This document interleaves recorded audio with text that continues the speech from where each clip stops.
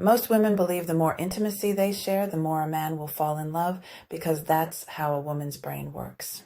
Sadly, that's not how his brain is wired. Even when a man says, "I don't want a serious relationship," some women hope he'll eventually love them through time and closeness. If you are stuck in that illusion, I need you to listen to me. When women connect physically, oxytocin bonds them deeply. Men feel it too. But for them, it fades quickly unless vasopressin is activated. That's the hormone that links intimacy with commitment and protection. So if you've been ghosted or left feeling emotionally empty after sex, it's the sign his chemistry isn't aligned. Don't play a losing game knowingly. Once you learn how to awaken vasopressin, you create a connection that's real, mutual, and lasting. If you've ever wondered why sex can leave women feeling bonded while men sometimes walk away, the answer isn't just behavior. It's brain chemistry, and vasopressin is the missing key. Most people know about oxytocin, the cuddle hormone, but very few have heard of vasopressin. Vasopressin is another bonding chemical in the brain, especially powerful in men. While oxytocin helps women feel connected through closeness and touch, vasopressin is tied to loyalty, protection, and commitment. When a man's vasopressin is activated, intimacy isn't just physical. It links directly to emotional bonding and the drive to protect and stay committed. That's why some men can enjoy sex without forming deep attachments. Oxytocin alone isn't enough for them.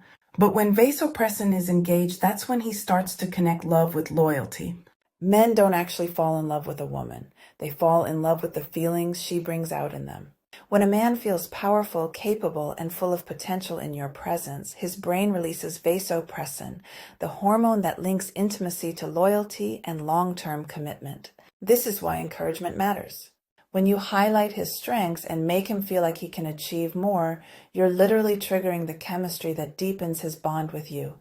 But here's the danger. If you're constantly pointing out his flaws or criticizing every mistake, you're cutting off that vasopressin response. Instead, create an atmosphere where he feels respected and uplifted. Because when a man feels like his best self with you, he doesn't just desire you, he bonds with you. And that's what makes love last. Here's something most women don't realize. Men are hunters by nature. When they have to chase, to pursue, to earn something, it becomes infinitely more valuable to them. That's biology. His brain releases vasopressin when he invests effort, linking the achievement with attachment.